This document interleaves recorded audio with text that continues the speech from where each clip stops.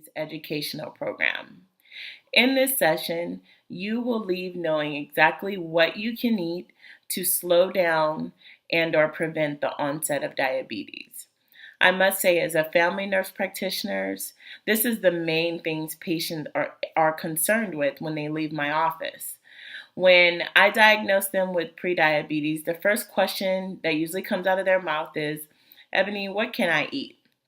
I must say, that's actually fairly easy to answer. I tell them, you can eat all the foods you enjoy. You just have to eat everything in moderation. The second question that patients tend to ask me is, how many calories can I have in a day? That question is actually kind of hard to answer because the amount of calories each person's allowed in a day is dependent on several factors. One, meaning their gender, meaning are you male or female? Males tend to be allowed more calories than women, unfortunately, because their metabolism tends to be a lot faster. Second, age. Younger kids, adolescents, they get more calories than adults because, as you know, your metabolism over time does tend to slow down. Third, how physically active are you? If you're exercising every day, very active, get up and go, you're allowed more calories than someone who's sedentary, meaning kind of like a couch potato, sits around most of the day, has a job, where they sit down. So those things all go into play. But if you needed me to quantify it, meaning put a number on it, most patients, they don't leave my office until I tell them how many calories they can have in a day. It would A safe range would be 2,000 calories, no more than that, unless you have a disease or an illness that requires additional calories, or you're pregnant. 2,000 is a safe number. Okay, so let's talk reading labels. Reading labels is something that's crucial to any weight loss program, and it's definitely a skill that you want to master in this lifetime. Reading labels not only keeps you within your daily calorie allotment, it also makes you eat more mindfully, meaning not eat just any and everything you want to when you want to. So I was able to retain a few items out of my refrigerator, not saying it's the most nutritious things or items, but I don't live alone. They're there. We're going to just try to make the best decisions that we can make with the foods that we have readily available. So I was able to retain some cinnamon rolls out of my refrigerator. The first thing you want to do is you want to look at the nutrition facts, which is right here, and you want to first take note of the serving size. I don't know if you all can see that, but I'll read it for you. It says one serving size is one roll with icing. Second thing you want to take note of is the amount of calories per serving. One roll with icing is equivalent to 160 calories. That is telling me that if I have two rolls, that I'll be consuming a total of 320 calories.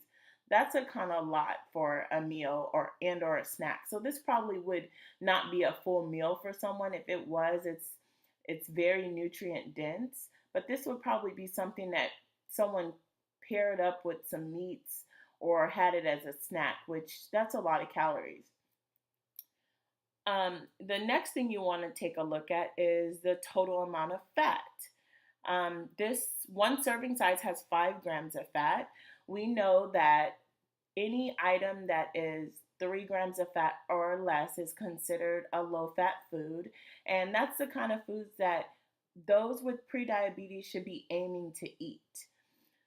Another thing under the total amount of fat is the amount of saturated and trans fat. Those are two things that if you see, you definitely want to try to avoid. Saturated fat is linked to, it pretty much lowers the good cholesterol in your body, which helps you out. And it raises the LDL. Specifically, the trans fat does this. It raises the LDL, which is your bad cholesterol.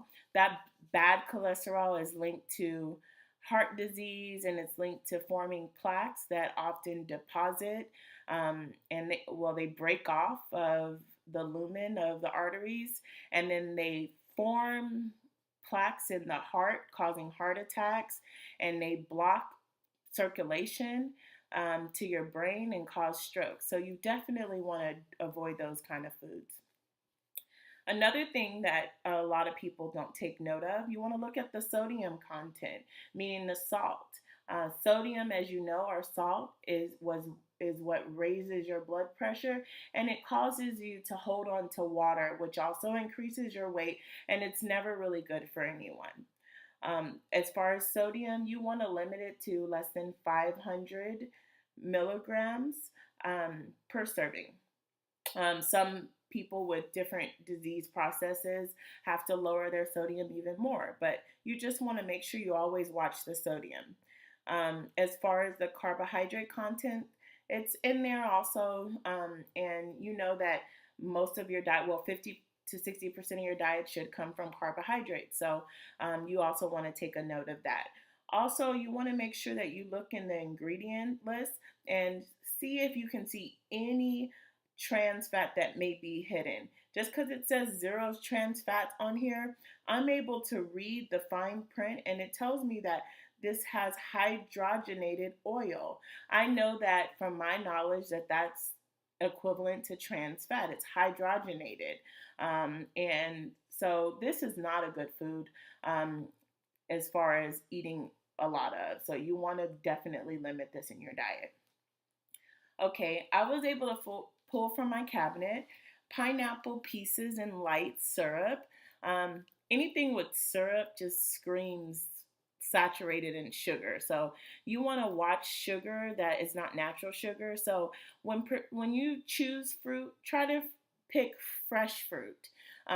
This has been on a shelf. It has sodium in it and all kinds of things to preserve it. So you want to watch this.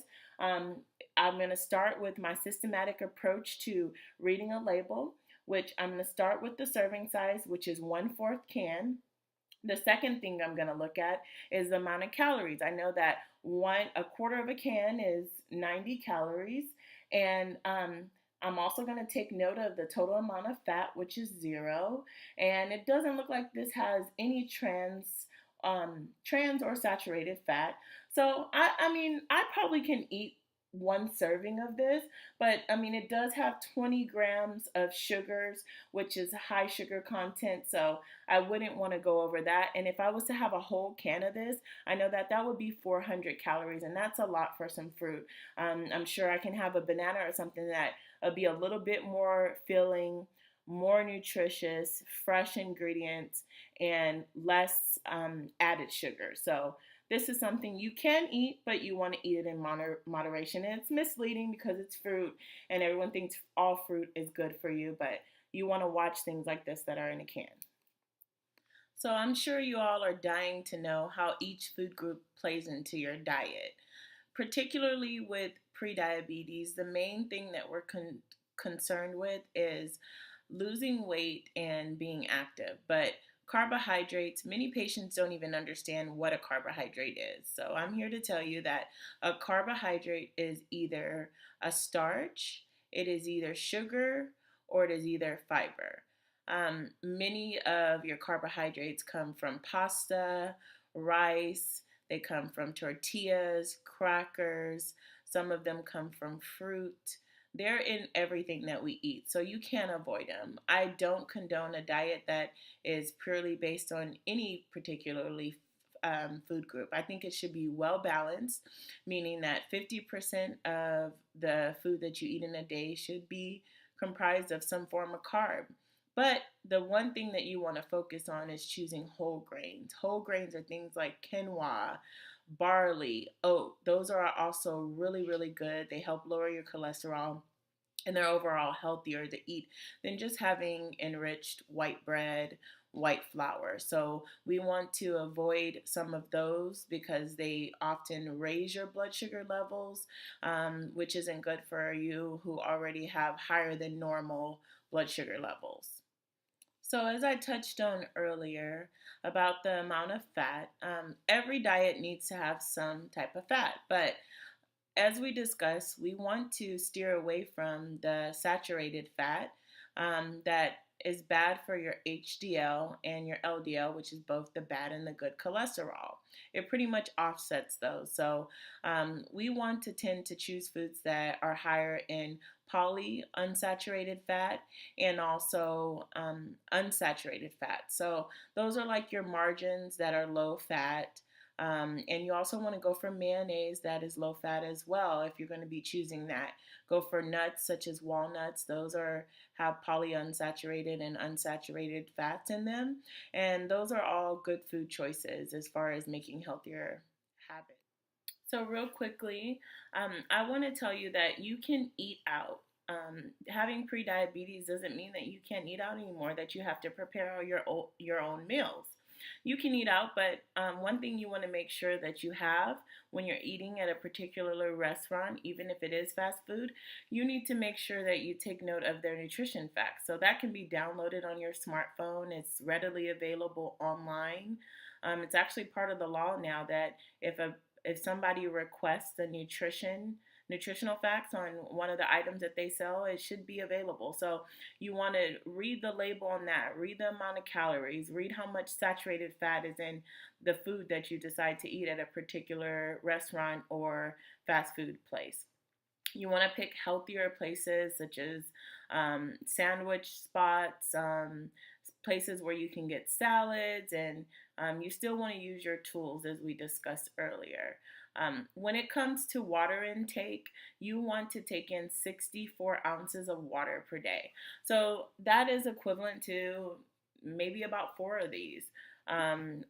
One thing that water does is it emulsifies the fat, meaning it breaks down your fat, and everyone needs to get enough water so that they do not get dehydrated, and it just is overall good for your health. When it comes to sleep and weight loss, sleep is so important. Everyone should get at least 8 hours of sleep a day. Sleep helps you restore your energy and your mind, and it just allows you to be even more active the next day. If you're groggy and you're sleepy, most likely the next day you're not going to want to work out. You're not going to want to get your 150 minutes per week of physical activity if your body is tired and it's not restored. So make sure that you're getting enough sleep, that if you're not getting enough sleep, that you practice good sleep hygiene, meaning turning off your phone, not using your phone, not being on Facebook or any social media app, that you go to sleep at the same time every night, and that nothing is distracting you. No TV, no lights, that you're retiring. You also want to make sure that you're not doing things in the bed that do not promote sleep. So try not to read or eat or do anything that's not associated with purely sleep in your bed, because that's part of sleep hygiene. I hope that the things that I discuss are helpful, that you can take them and make healthier choices in your daily life. And the next part of this video is actually me sitting down in real time with a nutritional expert who's also a colleague of mine, Esmeralda, and she will be looking at some of the foods that I ate in 24 hours and making recommendations as such. So I want you to watch the remaining of this video and try to take away some of the things that I made mistakes on and try to make better choices than I did. Thank you all. Hi, good afternoon. My name is Esmeralda and I'm a registered dietitian. Today I'm going to do an assessment of Ebony Funches, and we are going to discuss her diet, see how she's doing, and help her with her condition of prediabetes. Hi, everybody. Hi, Ebony. How are you doing today? I'm doing pretty good. Just had a rough day at work, but other than that, I'm doing pretty good. Good. I'm glad you made it to your appointment on time, and I did get your diagnosis and your labs and information before you came in, so I already did an assessment. Okay, so we're just going to focus today on your diet, okay? Okay. All right, before I begin, is Is there any questions that you wanted to definitely get answered today regarding your diet or your labs or anything like that? I just really want to know, like, how am I supposed to eat? Like, I just really don't know. I mean, that's why I'm here with you, is because I don't know how to eat. I'm a busy professional. I try to cook. I try to get lean cuisines. I don't even know if that's healthy. I don't know how much water I'm supposed to take. I know 8 glasses. So I have a lot of questions, but I guess you can tell me how my labs look. I haven't had labs in a while. Okay. And you know, a lot of people feel the same way as you. It can be very confusing. There's all sorts of things in the media telling you eat this, not this, and after a while, yeah, you're right. We don't even know what we're gonna eat. So today, I'm going to do a 24-hour recall and just kind of go over a typical day of food that you usually eat, and we'll kind of make some adjustments from there. Then after that assessment, we can go in greater detail as far as goals for your labs and helping you get ideas on what to do when you're busy. Well, I'm really excited to be here because I've never seen a nutritionist before, and I think you'll really be able to help me.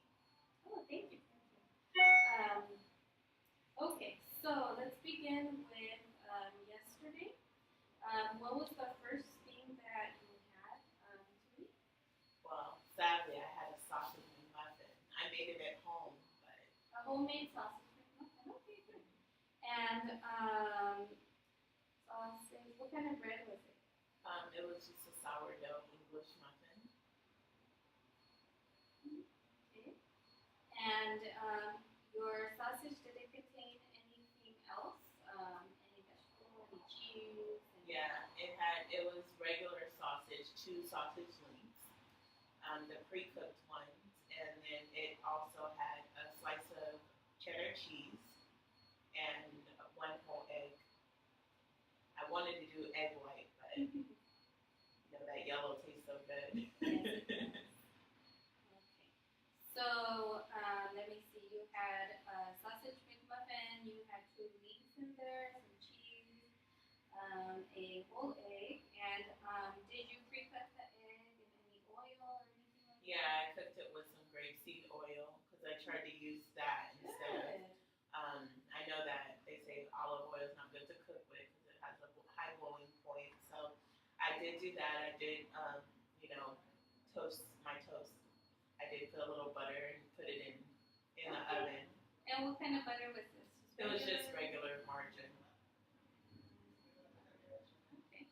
And I had a cup of coffee as well, but I only put 3 Splendors in it and I don't use cream. Coffee with 3 Splendors. Okay, good. 3 Splendors. Okay. Anything else that you had with that meal? Just water. Okay.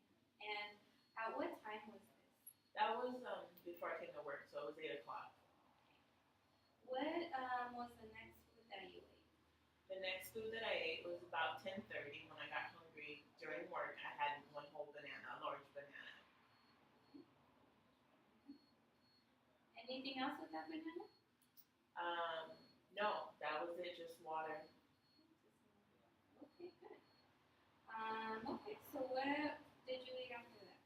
After that, for lunch, I had some fried rice that I made and that I got from Trader Joe's. Okay. And I just had 1 cup of that because I've been trying to watch my servings. And I also had some 5 shrimp that I sauteed myself. Oh, okay, so 5 shrimp.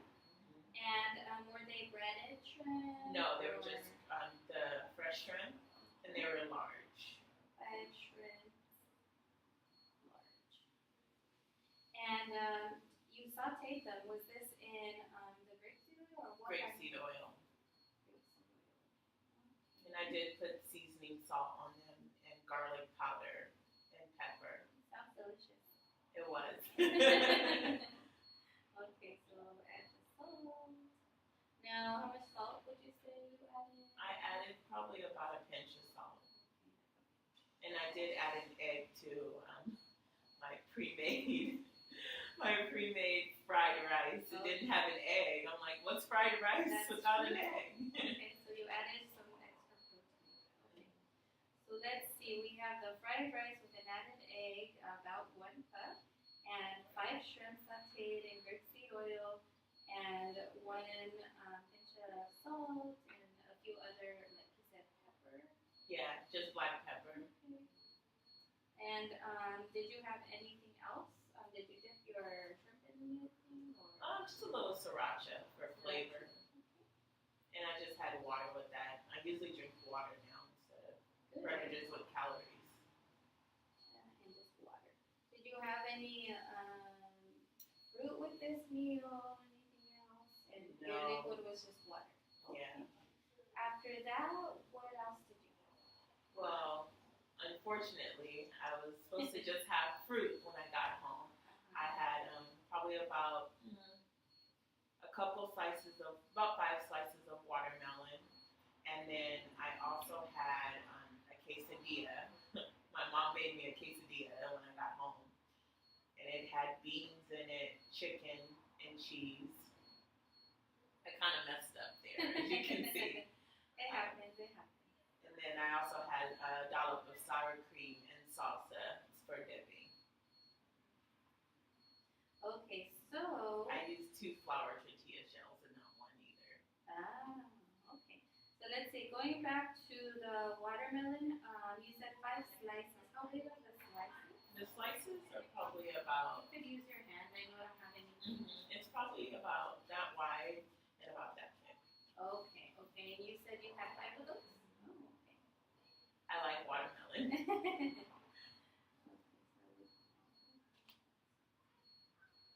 And then the quesadilla, you said you had 2 shells?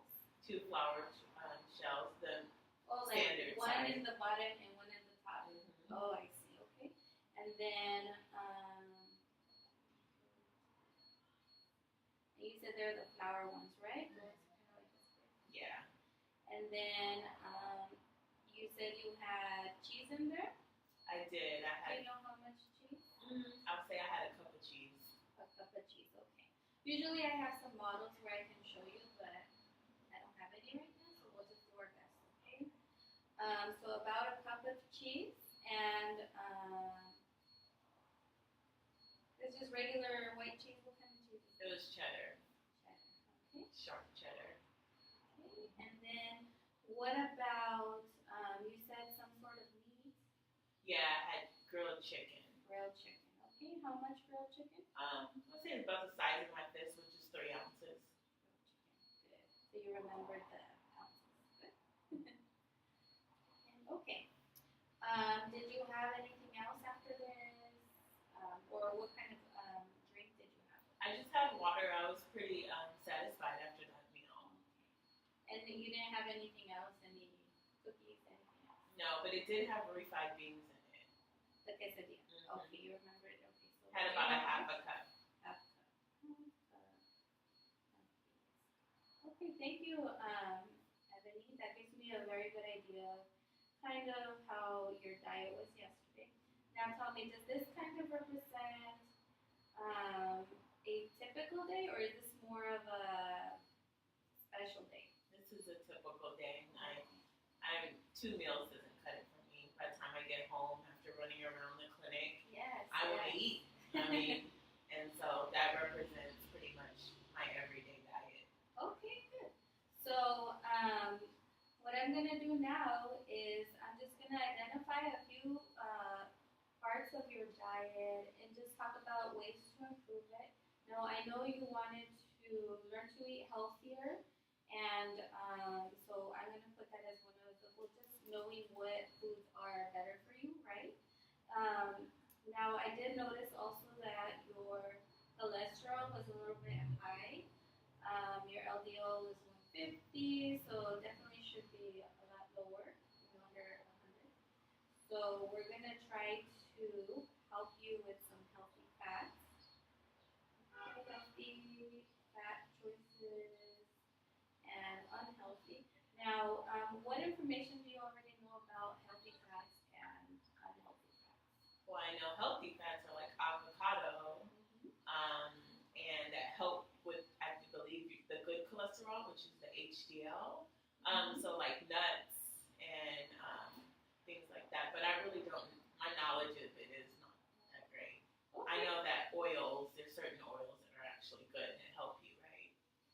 actually, that's really good that you identified a few of the best ones. We want to make sure your healthy oils are the omega-3 fatty acids, and that does include foods like avocado. Nuts have some of the omega-3 fatty acids. We have some fish oils like the salmon, and those are the ones that we're going to focus on, okay? So let's see. In the morning when you had your breakfast, it was very delicious from what you told me. However, it does have a little bit too much of the saturated fat, which we call the bad fats. Okay. Now the bad fats, they do increase your LDLs and your total cholesterol, and they put you at risk of heart disease, and it also puts a lot of calories to your diet. So I know one of the things you are struggling with is the weight, right? Yes. So we want to make some changes there. Now, when it comes to saturated fat, all the animal products, they are the ones that contain the saturated fats. Okay? So when it comes to things like eggs, cheese, sausage, all three of those come from animal products.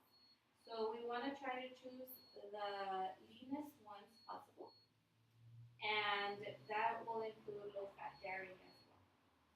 Okay. Cheese. So like skim milk. We have 1% milk, skim milk, very good. We have low-fat cheeses. I don't know if you've ever had any of those. The taste is different. So some people, they don't like the low-fat cheese flavor. You can give it a try, see how you feel. If it's too much for you, just cut back on the amount of cheese that you're eating. Okay? Because picture the cheese as a butter type thing. You don't want to put hardly any of it. Because we know that's what causes clogged arteries, right? Yes. I don't want that. Very good. And then with the meats, it's important to make sure you get the lean meats whenever you're out shopping at the grocery store as much as possible, because there's a lot of saturated fat there, and sometimes that's worse than cholesterol itself.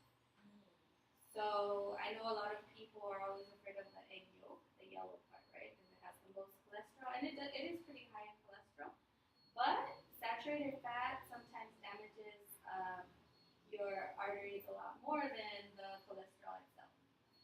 Okay, and plus it has more calories, of course. Okay, so choosing lean meats is something else that's going to help. Now let's take a look at your sugar intake this day because of the prediabetes. It's very important. I'm going to just quickly count how many carbohydrates we had for the day. Okay, so let's see, we had 2 muffins. Okay, so it's going to be 2 portions, plus we have this blenders, that's okay. Then we had a large banana, so that's like 2 more portions. And then we had some fried rice, 1 cup, so that's going to be 1.5 shrimp.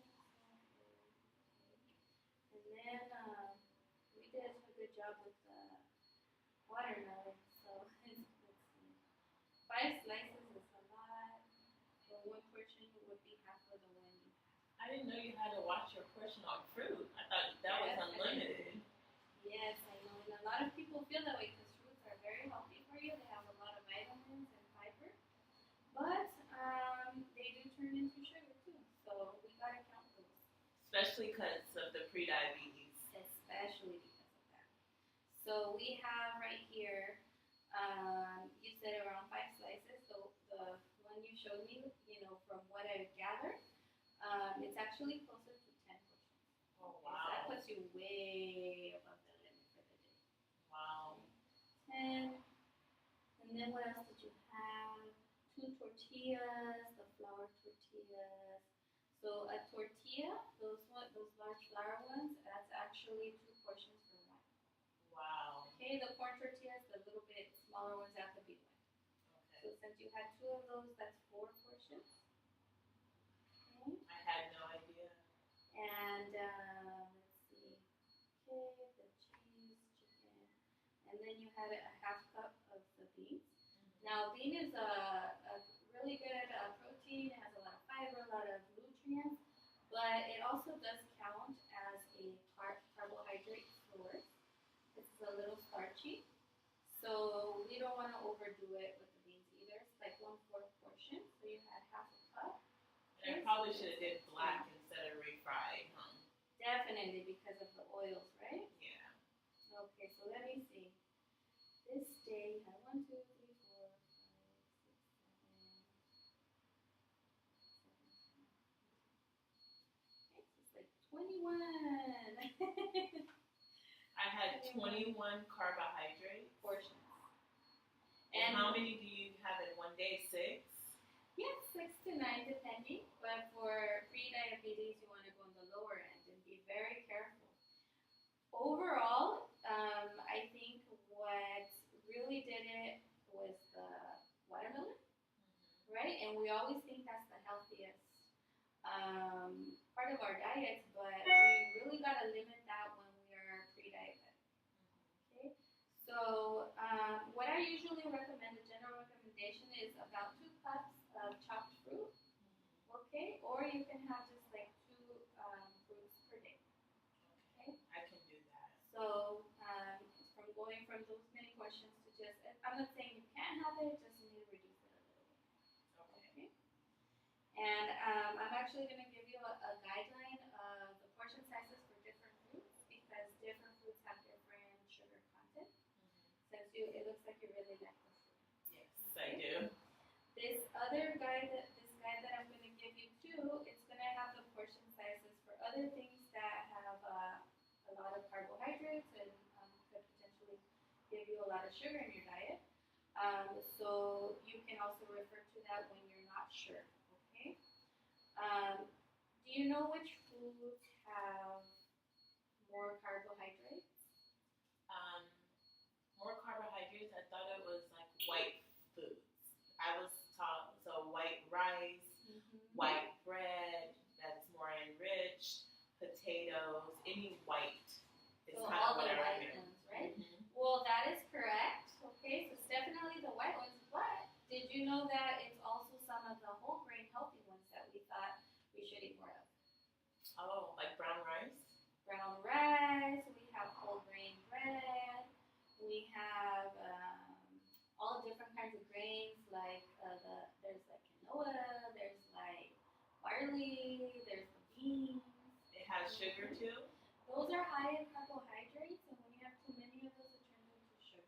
But if the fiber content is high, you kind of can balance it out, right? The fiber is what helps you stay full longer, so you don't need as much of the carbohydrate, and it also helps